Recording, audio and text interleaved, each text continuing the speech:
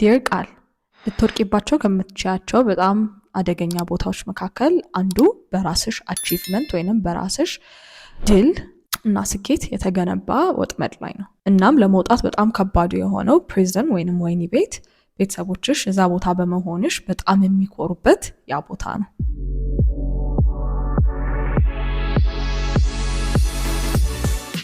ለአመታት ስታምነው የኖርከውን አንድ ውሸት ልነግርህ እፈልጋለሁ።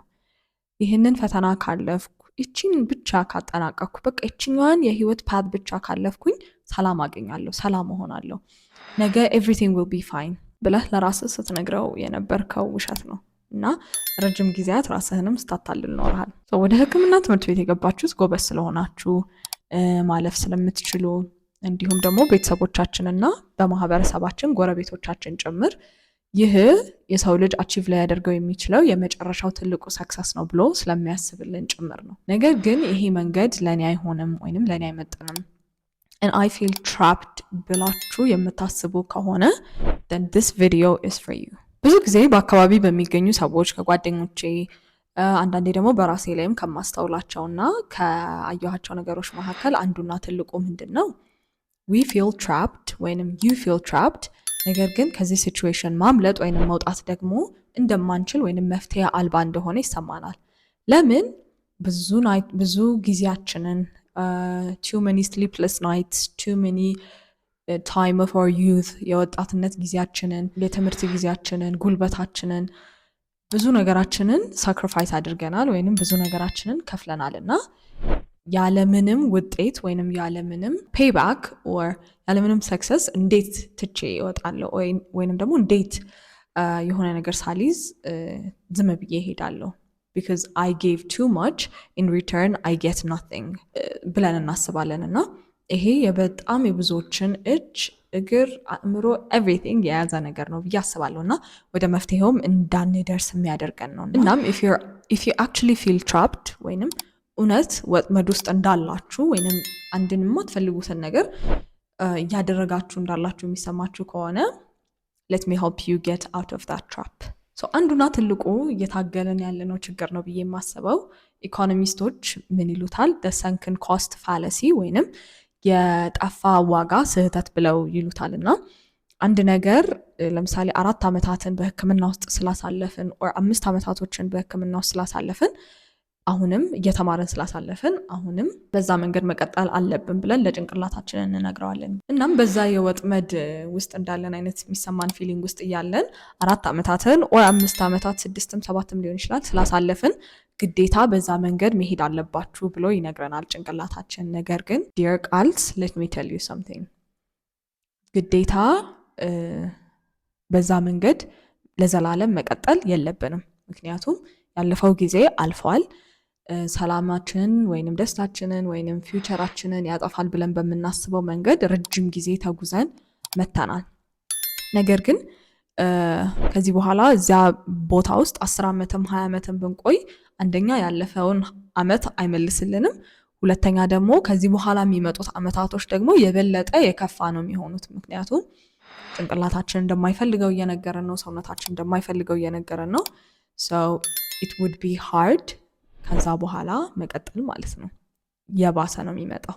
በእኛ ሀገር ባህል የቤተሰብ ፍላጎት በጣም ከባድ የሆነ ቶል አለው ሳይኮሎጂያችን ላይ ፊዚካል ላይ እና ያንን ነገር እንፈልግም ብለን ትተን መሄድ ከባድ የሆነ የክህደት ወይንም የጥፋተኝነት ስሜትን በላያችን ላይ ይጭናል። ስኬት የራሳችን ብቻ አይደለም፣ የቤተሰቦቻችን ኢንቨስትመንት ነው። በዙሪያችን የነበሩ ሰዎች ኢንቨስትመንት ነው። ሲያበረታቱን ሰፖርት ሲያደርጉን የነበሩ ሰዎች ሁሉ ኢንቨስትመንት ነው እና ያንን ሁሉ መስዋዕትነት የከፈሉልንን ቤተሰቦች፣ ወላጆች ሁሉ ትተን የራሳችንን መንገድ መከተል ትልቅ የሆነ የጥፋተኝነት ወይንም የበደለኝነት ስሜት እንዲሰማን ያደርጋል። ለዛም በቃ ኢትስ ፋይን ለነሱ ብቻ ስል ይሄንን ትምህርት ጨርሼ በቃ I will do something else ምናምን እንላለን። ነገር ግን in life በሰው ልጅ ድሪም ወይንም በሰው ልጅ ህልም አይኖርም ወይንም ተኑሮም አይታወቅም። we all have our own lives, we all have our own destinies እና ሰዎች በዚህ መንገድ መሄድ አለባችሁ ብለው ስለጻፉልን ብቻ በዛ መንገድ አንሄድም unless it's actually what we want to do በህይወታችን ላይ እና በሌላ ሰው ህልም እየኖርን ጤናማ የሆነ ህይወትን መገንባት አንችልም። እናም for the past couple of years ወይንም days ሰውነታችሁ ያለማቋረጥ የሚጨነቅ ያለማቋረጥ የሚደክም ያለማቋረጥ ኤግዞሽን የሚሰማው ከሆነ እንቅልፍ የምታጡ ከሆነ ክብደት የምትቀንሱ ከሆነ በጣም ብዙ ሰውነታችሁ ላይ የሚታዩ ሪስፖንሶች ወይንም የተገለጡ ለምሳሌ የክብደት መቀነስ፣ የምግብ ፍላጎት መቀነስ፣ እንቅልፍ ማጣት፣ ዲፕረስድ መሆን፣ ከቀን ወደ ቀን መጨነቅ፣ ደስታ ማጣት፣ ከሰው ጋር መቀራረብ፣ ማውራትን አለመፈለግ፣ እነዚህ ሁሉ የነርቭ ሲስተማችን እኛ ልንኖረው የማይገባን ህይወት ወይንም ለእኛ የማይሆንን ህይወት እየኖርን እንደሆንን ማሳያዎች ናቸውና ኢቭን ኢፍ የኛ አስተሳሰብ ወይንም የኛ አይደንቲቲ ስለ ማህበራዊ ኑሮ ወይንም ሰው ምን ይለኛል፣ ቤተሰብ ምን ይለኛል፣ እንትና ምን ይለኛል ብሎ ቢጨነቅም ነገር ግን ነርቭስ ሲስተማችን ወይንም ሰውነታችን ለማህበራዊ ኑሮ ግድ አይሰጠውም። ሪስፖንስ የሚሰጠው ለአንድና ለአንድ ነገር ነው፣ እሱም to the reality ነው። ሶ ሪያሊቲው ለእናንተ ካልሆነ ወይንም ሪያሊቲው is hurting you more than it's benefiting you, then your body ሪስፖንስ ይሰጣል ወይንም ሪስፖንስ ያሳያል ማለት ነው ለሚመጣለት ሲግናል። በዚህ ቪዲዮ መንገድ ቀይሩ ብዬ ስነግራችሁ ነገውኑ ተነስታችሁ ትምህርት አቁሙ፣ የምትማሩበትን መጽሐፍ አውጥታችሁ አቃጥሉት፣ ከዛ ትምህርት ቤታችሁንም አቃጥሉት ማለት አይደለም። ይልቁንም ኢንተርናል አላይንመንት ወይንም የውስጥ ሲስተማችሁን አስተካክሉት ወይንም የውስጥ መስመራችሁን ለማስተካከል ሞክሩ ለማለት ነው። መጀመሪያ ለራሳችን ሌላ ነገር የመፈለግ ሌላ ነገር የማድረግ ሌላ ነገር የመስራት መብት አለኝ የሚለውን ማሰብና ለማድረግ መጣር ነው። ይህ ማለት በአጭሩ የምታጠኑትን ፊልድ it could be engineering, medicine, anything ሊሆን ይችላል እንደ አይደንቲቲያችን ወይንም እንደ ማንነታችን ሳይሆን እንደ አንድ መገልገያ ሚንስ ማየት ወይንም እንደ አንድ የስራ ዘርፍ ማየት እና ቤት ስትገቡ ወይንም ልትተኙ ስትሉ ራሳችሁን ኢንተርቴን የምታደርጉበት የራሳችሁ የሆነ የኔ ነው የምትሉት አንድ ነገር ይኑራችሁ ለማለት ነው።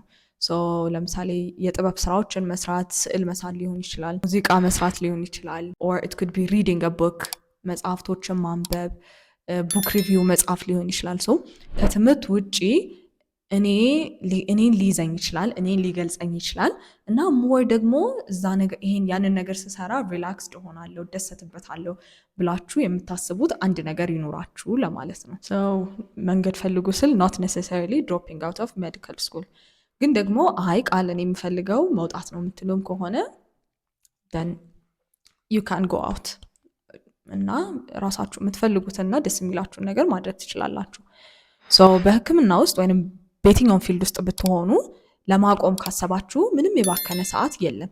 ይልቁንም እንዴት ነገሮችን አናላይዝ ማድረግ እንዳለባችሁ፣ እንዴት ወደፊት መራመድ እንዳለባችሁ፣ እንዴት ነገሮችን ማሰብ እንዳለባችሁ እና ከምንም በላይ ደግሞ በህይወታችን የምንፈልገው ምንድን ነው የሚለውን ትልቁን ጥያቄ መመለስ እንድትችሉ ጊዜ ሰጥቷችኋል፣ እንዲሁም አስተምሯችኋል። ስለዚህ የባከነ ሰዓት የለም ማለት ነው። ስለዚህ በሌሎች ውሳኔ ጫና ውስጥ እንደሰመጠ ወይንም እንደሰጠመ ለሚሰማው እና ምንም ማድረግ እንደማይችል ለሚያስብ ሰው ይህ ቪዲዮ ለእናንተ ነውና አንድ ማስተላለፍ የምፈልገው መልእክትም አለ። መስመራችሁን ለመቀየር መቼም ቢሆን ጊዜው አልረፈደም። የእናንተ ደስታ፣ የእናንተ ሰላም ከየትኛውም ማዕረግ ወይንም የትኛውም ቴምፖ ወይንም ረዝሜ ይሄ ዩኒቨርሲቲ ስትመረቁ ለሚሰጣችሁ ከየትኛውም ነገር ይበልጣል።